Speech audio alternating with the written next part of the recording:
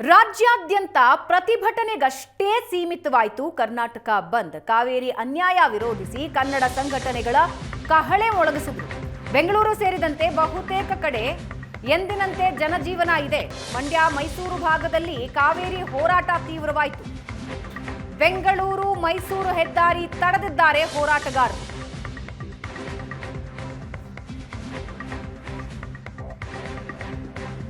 ಮಂಡ್ಯ ಜಿಲ್ಲೆಯ ಪಾಂಡವಪುರದಲ್ಲಿ ವಿದ್ಯಾರ್ಥಿಗಳು ಬೀದಿಗಿಳಿದಿದ್ದಾರೆ.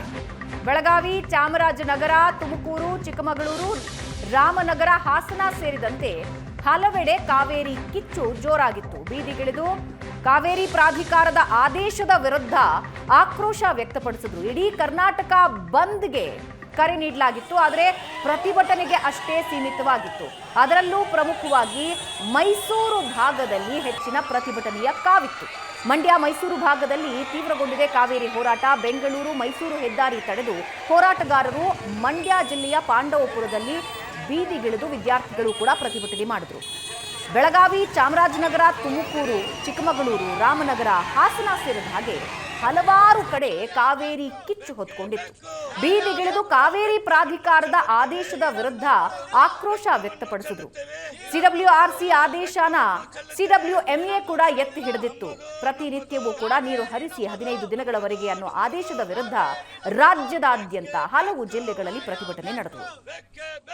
ಪಾಲಿಗೆ ಸತ್ತೋಗಿದೆ ಅಂತೇಳಿ ಚಾಮರಾಜನಗರದಲ್ಲಿ ಕನ್ನಡಪರ ಸಂಘಟನೆಗಳು ಇವತ್ತು ನಾವು ರಾಷ್ಟ್ರೀಯ ಹೆದ್ದಾರಿಯನ್ನು ತಡೆದು ಕಾವೇರಿ ನಿರ್ವಹಣಾ ಮಂಡಳಿಗೆ ಅರಿಶಿಣ, ಕುಂಕುಮ, ಹೂವು, ಕಳ್ಳೆಪುರಿ ಇದೆಲ್ಲವನ್ನು ಎರಚಿ ಕನ್ನಡ ವಿರೋಧಿ ಕಾವೇರಿ ನಿರ್ವಹಣಾ ಮಂಡಳಿ ವಿರುದ್ಧ ನಾವು ಪ್ರತಿಭಟನೆ ಮತ್ತು ಆಕ್ರೋಶವನ್ನು ವ್ಯಕ್ತಪಡಿಸ್ತಾ ಇದ್ದೀವಿ.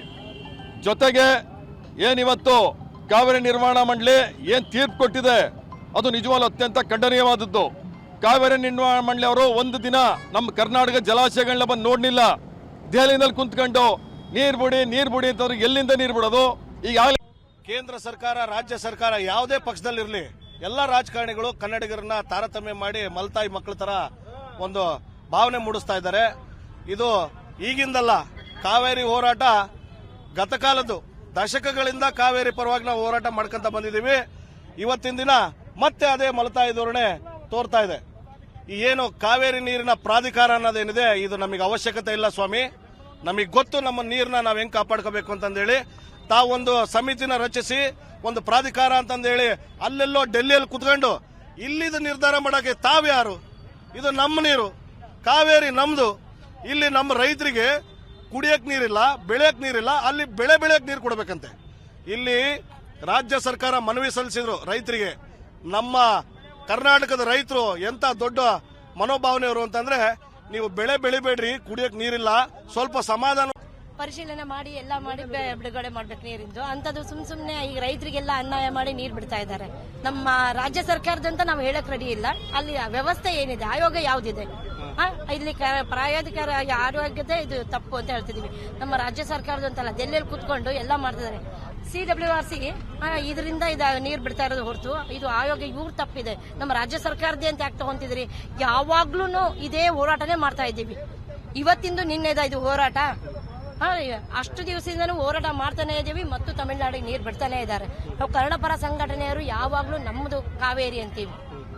ಇದರಲ್ಲಿ ರೈತರಿಗೆ ಅನ್ಯಾಯ ಆಗ್ತಾ ಇದೆ. ಇವತ್ತು ಒಂದು ಪ್ರತಿಭಟನಾ ಧರಣಿಯನ್ನು ಇಟ್ಕೊಂಡು ಜಿಲ್ಲಾಧಿಕಾರಿಗಳ ಕಚೇರಿ ಮುಂಭಾಗ ಒಂದು ಪ್ರತಿಭಟನಾ ಧರಣಿಯನ್ನು ಹಮ್ಮಿಕೊಂಡಿದ್ದು, ಈ ಸಂದರ್ಭದಲ್ಲಿ ಕೆಲಸಕ್ಕೆ ನಾವು ನೀವೆಲ್ಲ ಕೈ ಜೋಡಿಸುವಂತ ಕೆಲಸವನ್ನು ಮಾಡೋಣ. ವಾಟಾಳ್ ನಾಗರಾಜ್ ಅವರ ಮನೆಯಲ್ಲೇ ಹೊಸ ಪ್ರತಿಭಟನೆ ಕನ್ನಡ ಜಿಲ್ಲೆ ಕರ್ನಾಟಕ ಖಂಡಿಸ್ತಾ ಇದೆ. ಮತ್ತು ಬೆಂಗಳೂರಿನವರಲ್ಲಿ ಬೆಳಗಿನ ಜಾವ 5 ಗಂಟೆಗೆ, ರಾತ್ರಿ 7 ಗಂಟೆಗೆ, ಬೆಳಗ್ಗೆ ರಾತ್ರಿ 12 ಗಂಟೆಗೆ ಮನೆಗಳಲ್ಲಿ ಕನ್ನಡದ ಹೋರಾಟಗಾರರು ವಶಪಡ್ತಿದ್ದಾರೆ. ನಾವು ಸಹ ಬೆಂಗಳೂರಲ್ಲಿ ನಮ್ಮನ್ನು ವಶಪಡಿತಾ ಇದ್ದೀವಿ. ಆಗ ನಾವು ಇಳ್ಕೊಂಡು ಬೆಳಿಗ್ಗೆ 9 ಗಂಟೆಗೆ ಹೋಗಬೇಕು ಅಂದ್ರೆ ಎಲ್ಲ ಕಡೆ ಸರ್ಪಗಾವಲಾಗ್ತಿದೆ. ಅಂಥದ್ದು ಸಹ ಇಲ್ಲಿ ಮಂಡ್ಯ ಜಿಲ್ಲೆಯ ಕಾವೇರಿ ಹೋರಾಟ ಬೆಂಬಲಿಸಿ ಕರೆ ಕೊಟ್ಟಿರ್ತಕ್ಕಂಥ ಕರ್ನಾಟಕ ಬಂದ್ಗೆ ಮಂಡ್ಯದಲ್ಲಿ ಪ್ರತಿಭಟನೆಗಳು ಕೂಡ ಸಾಥ್ ಕೊಡ್ತಾ ಇವೆ. ಮಂಡ್ಯದಲ್ಲಿ ಹಿಂದೂಪರ ಸಂಘಟನೆಯ ಕಾರ್ಯಕರ್ತರಿಂದ ಒಂದು ವಿನೂತನವಾದಂತಹ ಪ್ರತಿಭಟನೆಯನ್ನು ನಾವು ನೋಡ್ತಾ ಇದ್ದೀವಿ.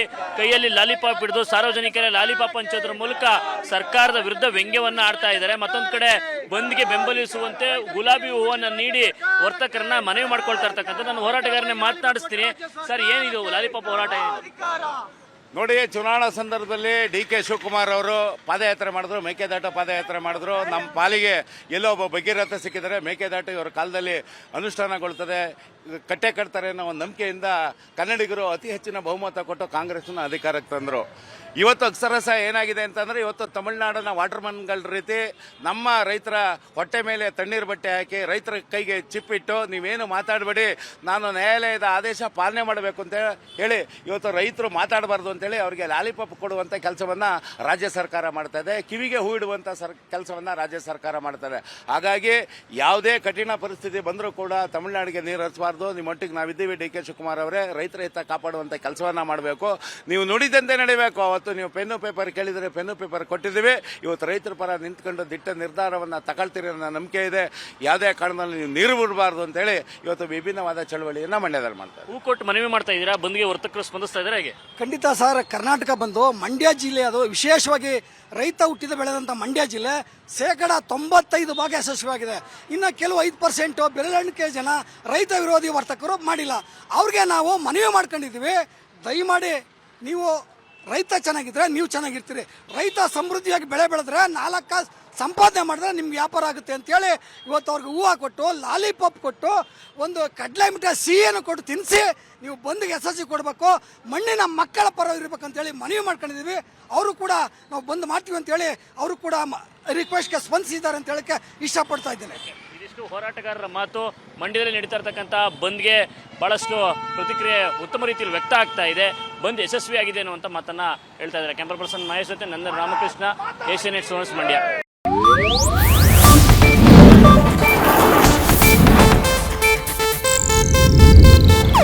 ಇದು ಏಷ್ಯಾನೆಟ್ ನ್ಯೂಸ್ ನೆಟ್ವರ್ಕ್ ಪ್ರಸ್ತುತಿ.